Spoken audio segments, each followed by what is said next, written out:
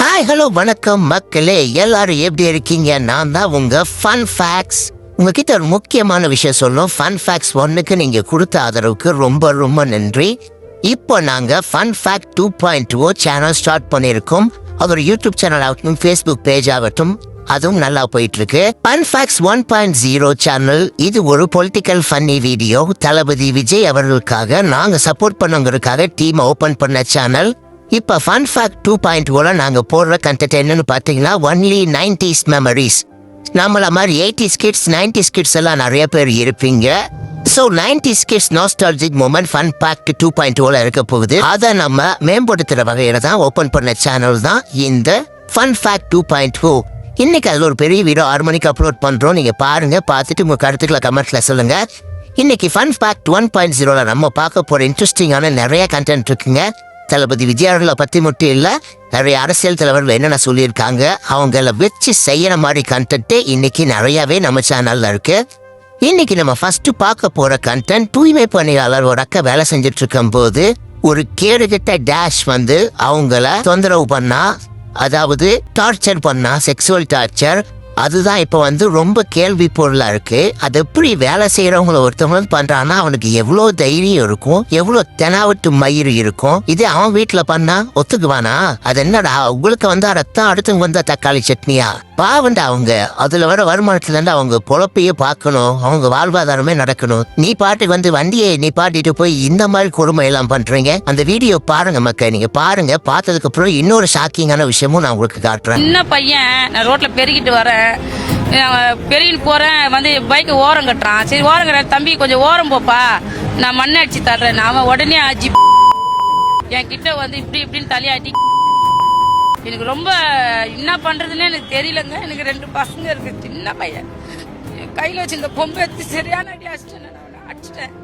எனக்கு மனசு ரொம்ப வேதனையா, அப்போ கை காலெல்லாம் வடவன்னு பாத்துருச்சு. குழந்தைங்க மாதிரி ஆச்சு. அதுக்குள்ள இப்படி பண்ணிச்ச. பாத்தீங்களா மக்களே, நம்ம நாடு எவ்வளவு கெட்டு போய் கிடக்குதுன்னு. எவ்வளவு தைரியம் இருந்தா ரோட்ல, அது மக்கள் நடமாற டயத்துல இப்படி பண்ணுனா எங்க அவங்களுக்கு இருங்க ஒரு 35-40 வயசு.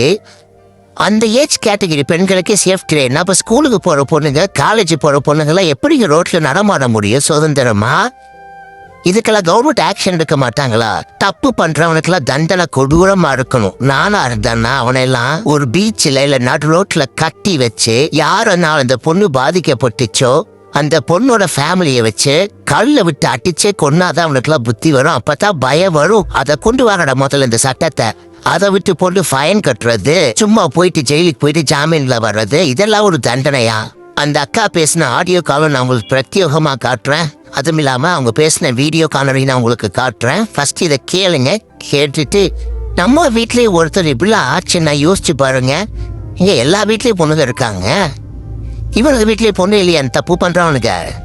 இதுதான் என் கேள்வி. ஆனா அடுத்த வீட்டு பொண்ணு இலக்காரமா இருக்கு, தான் வீட்டு பொண்ணுன்னா ஒன்னா. என்ன நடந்துச்சு மேடம் நேற்று நைட்டு? இது நான் பெருகிட்டு இருக்கும்போது ஒரு பையன் பைக்ல வந்திருந்தான்.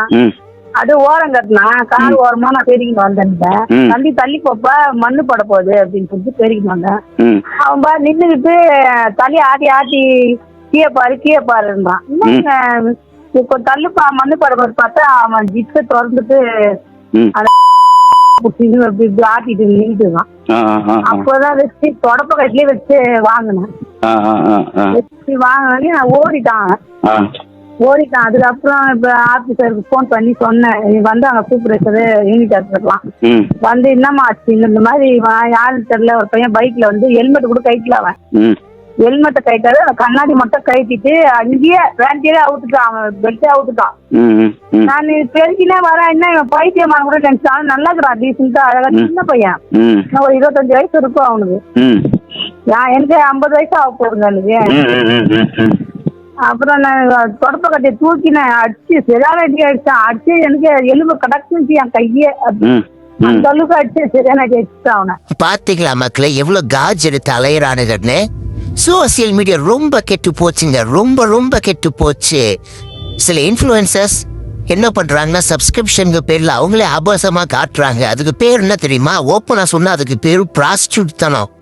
அதத்தான் சில பேர் பண்ணிட்டு இருக்காளுங்க. அதுக்கு பேரு ப்ராஸ்டியூட் தனம்.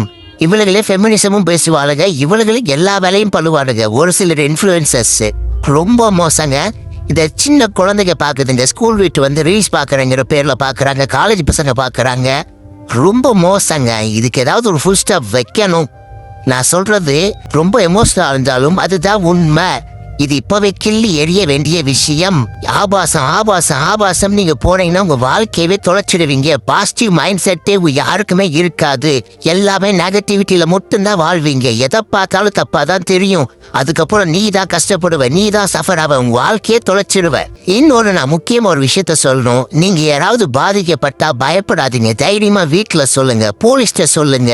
நீங்க சொல்லலைன்னா அவனுக்கு இன்னும் தைரியம் ஜாஸ்தியாகி அடுத்த தப்ப அவன் பண்ணிக்கிட்டே தான் இருப்பான். ஒரு தடவை நீங்க அவனுக்கு பயத்தை காமிச்சிட்டீங்கன்னா அவன் அந்த இடத்துக்கு போகவே மாட்டான். ஏன்னா ஒருத்தன் தப்பு செஞ்சுட்டானா அதை மறுபடியும் செய்ய யோசிப்பான்.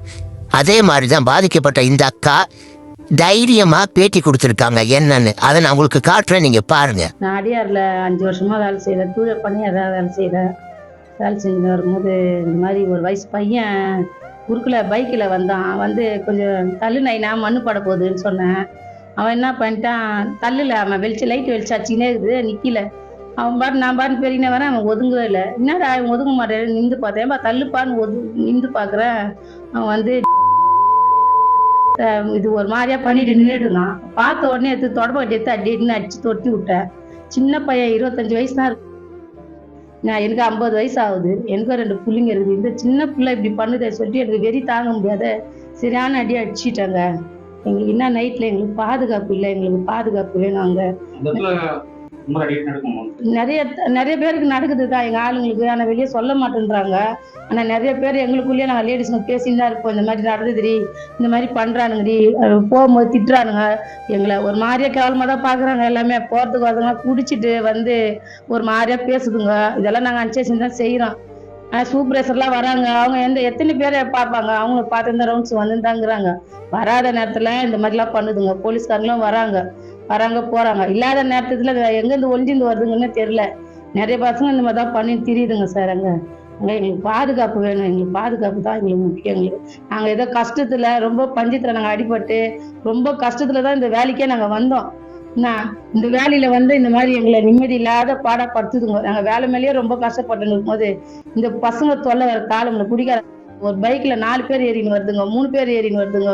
வந்து எங்களை இடிக்கிற மாதிரி போதுங்க. நாங்க கத்தின்னு தான் இருக்கிறோம். ஒரு கார் வருது, ஃபாஸ்டா ஓட்டின்னு வராங்க. ரோடை தாண்டி எங்களால போய் பெருக்க முடியல. நடு ரோட்ல குப்பை அவ்வளோ இருக்கும்.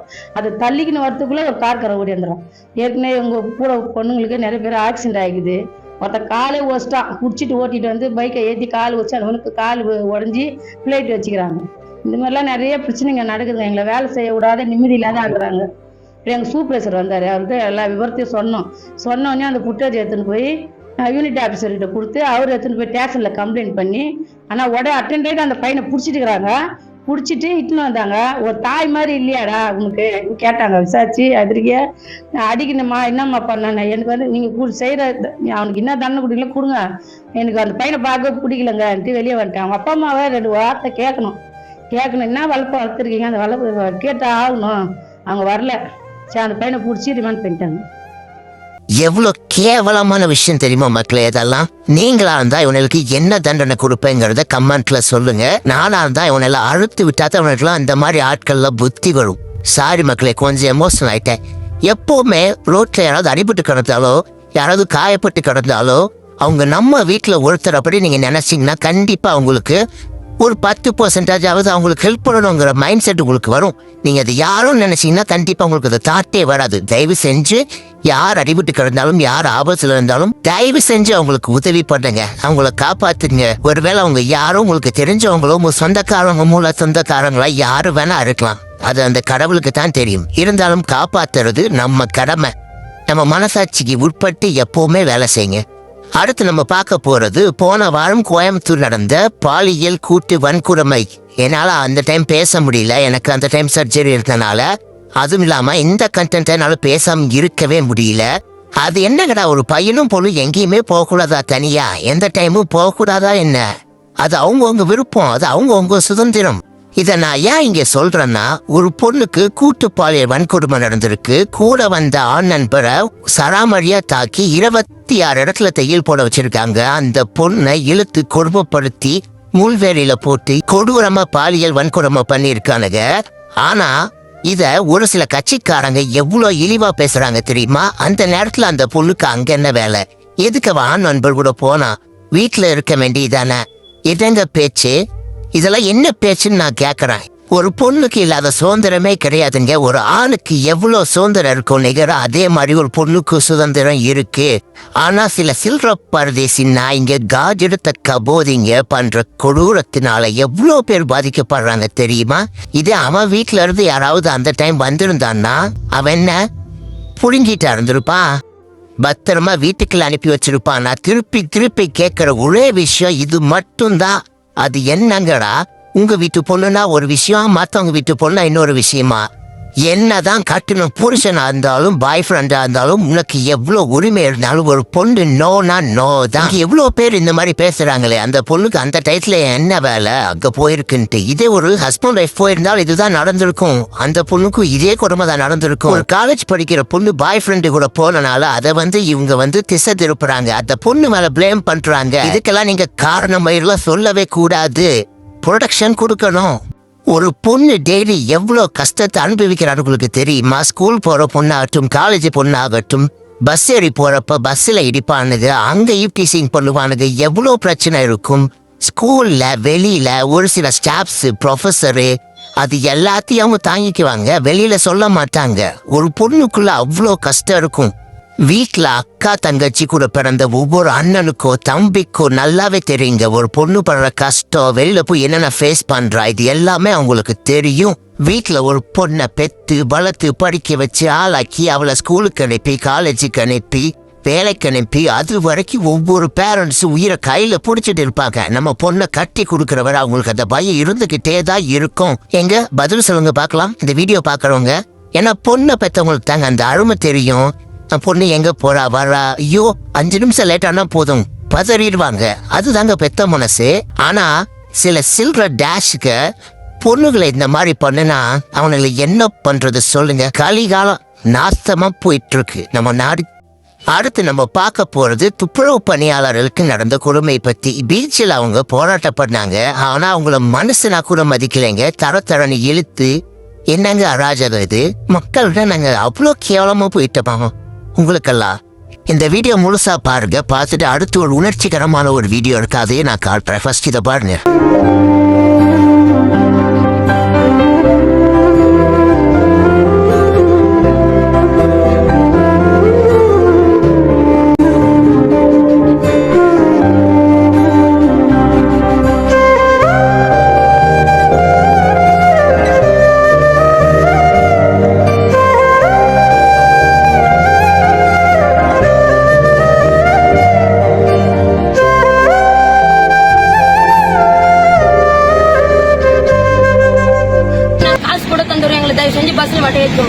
காஞ்சிபுரம் மாவட்டம் ஸ்ரீபெரும்புதூர் கிட்ட ஸ்கூல் பசங்களை இறக்கி விட்டுருக்காரு கவர்மெண்ட் பஸ்ல டிரைவரும் கண்டக்டரும். இதுல ஒரு கொடுமை என்னன்னா, இவங்க யாரும் ஃபுட்போர்ட் அடிக்கல. ஒரு சிலர் தவறு செய்யறதுனால மத்த எல்லாருமே பாதிக்கப்படுறாங்க. இது நிறைய பேருக்கு தெரியறது இல்ல. ஓடி ஏறினா டக்குன்னு ஏறினா அந்த மொத்த குரூப்பை இறக்கி விடுறாங்க. சும்மா நின்று பாதிக்கப்படுறானே, இது யாருக்கும் தெரிய மாட்டேங்குது. எப்பவுமே இந்த விஷயம் நடந்துகிட்டே தான் இருக்கு. தப்பு பண்றது ஒருத்தன், பாதிக்கப்படுறவ இன்னொருத்தன். அந்த பசங்க பேசியிருக்காங்க, அதை நீங்களே கேளுங்களேன். நாங்க தண்டலம் ஸ்கூல்ல படிக்கிறோம். ஸ்கூல் பசங்களுக்கு இப்ப பஸ் ஸ்டாண்ட்ல பஸ் ஸ்டாண்ட் நிறுத்த மாட்டேங்கிறாங்க. 400 மீட்டர் தள்ளி தான் நிறுத்துறாங்க. நாங்க பஸ்ல ஏறினா கூட நீங்க இறங்கிடுங்கப்பா அப்படின்னு சொல்லிட்டு நாங்க காசு கூட தந்துடுறோம். எங்களுக்கு தயவு செஞ்சு பஸ்ல மட்டும் ஏற்றுவோம். பாத்தீங்களா மக்களே இந்த கொடுமைய? அந்த பையன்கிட்ட ஒரு திமிர் இல்ல, தெனாவட்டு இல்ல, எதுவுமே இல்ல, ஒரு ஆளட்டல் இல்ல, ரொம்ப வெகுளியா இருக்கான். அவன் எப்படி போய் சொல்லுவான்? அவன் பேசுறதுலயே ஒரு யதார்த்தம் இருக்கு, அது உங்களுக்கே நல்லா தெரியும். அதைத்தான் திருப்ப சொல்றேன். ஒருத்தர் பண்ற தப்புனால இங்க பல பேர் பாதிக்கப்படுறாங்கன்னு.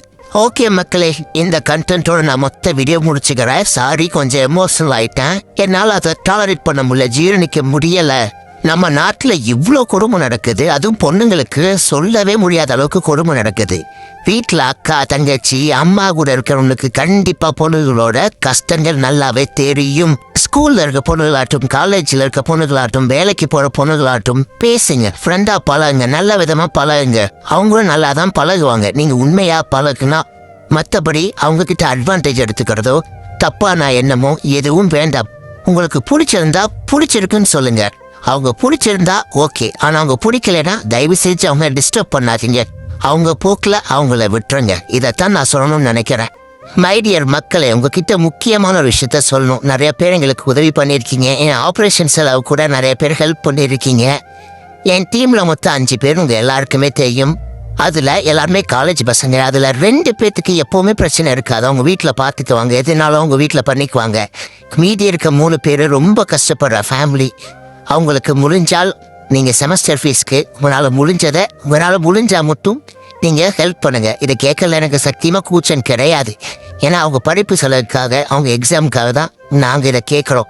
முதல்ல அவனு தான் தைரியமாக கேளுங்க. சவுக்கு சங்கர், ரெட்பிக்ஸ் இதெல்லாம் பண்ணுறாங்க. நமக்கு அட்லீஸ்ட் எங்கள் படிப்பு செலவுக்காவது யூஸ் ஆகுனு கேளுங்க. முன்னாடி நான் கேட்க மாட்டேன், ரொம்ப தயக்கப்பட்டேன். ஆனால் இப்போ நான் மனசார கேட்குறேன். அந்த 3 பசங்க செமஸ்டர் ஃபீஸுக்கு தயவு செஞ்சு நீங்கள் ஹெல்ப் பண்ணுங்க. இது சத்தியமாலேருந்து 1 பைசா எனக்கு வரவே வராது. நான் எடுத்துக்கவும் மாட்டேன். அது தப்பான விஷயம். ஏன்னா இப்போ தான் நான் சர்ஜரி முடிஞ்சு வந்திருக்கேன். என் த்ரோட்டு தான் என் சேனலுக்கு ப்ளஸ்ஸே. அதனால தான் நான் ஃபன் ஃபேக்ட் 2.0 சேனலும் ஸ்டார்ட் பண்ணியிருக்கேன். 90s கிட்ஸோட எல்லா மெமரிஸை ஞாபகப்படுத்துகிற மாதிரி கண்டிப்பாக அந்த ஃபன் ஃபேக்ட் 2.0 இருக்கும்.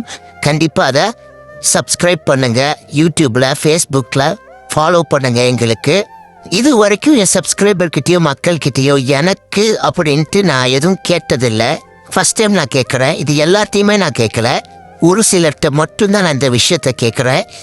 ஏன்னா அடுத்து நாங்கள் ஆஃபீஸ் பார்க்கணும், அட்வான்ஸ் கொடுக்கணும். இந்த பசங்கள்லாம் கொண்டு வந்து அங்கே சேர்த்து ஓரளவுக்கு நாங்கள் தேடிட்டோம்னா நாங்களே டைரெக்டாக மக்கள்கிட்ட போய் இன்டர்வியூ எடுத்து உங்களுக்கு அதை நாங்கள் டெலிகாஸ்ட் பண்ணுவோம். அந்த தாட்டில் தான் நாங்கள் இருக்கோம். அதுக்கு நாங்கள் கொஞ்சம் வளரணும்ல. தயவு செஞ்சு இல்லாதவங்க வேண்டாம். ஏன்னா எனக்கு தெரியும், நானும் அங்கேருந்து வந்தவன் தான், அந்த சூழ்நிலை இருக்கவன் தான். உங்களால் முடிஞ்சா இருக்கிறவங்க, உங்களால் ஹெல்ப் பண்ண முடியும்னு நினைக்கிறவங்க மட்டும் எங்களுக்கு ஹெல்ப் பண்ணுங்க. ஏன்னா ஏற்கனவே நாங்கள் நிறையா ஸ்பான்சர்கிட்ட பேசிகிட்டு இருந்தோம், கேட்டுட்ருக்கோம். ஒன்றும் வேலைக்காகலை. என்னென்னமோ சொல்கிறானுங்க. சில பேர் மிரட்டுறானுங்க, பயமுறுத்துறாங்க. இந்த சேனலை விட்டு போயிருங்கிறானுங்க. சில பேர் நாங்கள் காசு கொடுத்துட்றோம், இந்த சேனல் எங்களுக்கு கொடுத்துட்றாங்க அப்படின்னு கூட சொல்கிறாங்க.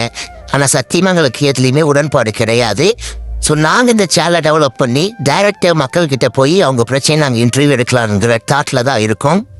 ஸோ உங்களால் முடிஞ்ச எங்களுக்கு ஹெல்ப் பண்ணுங்கள்.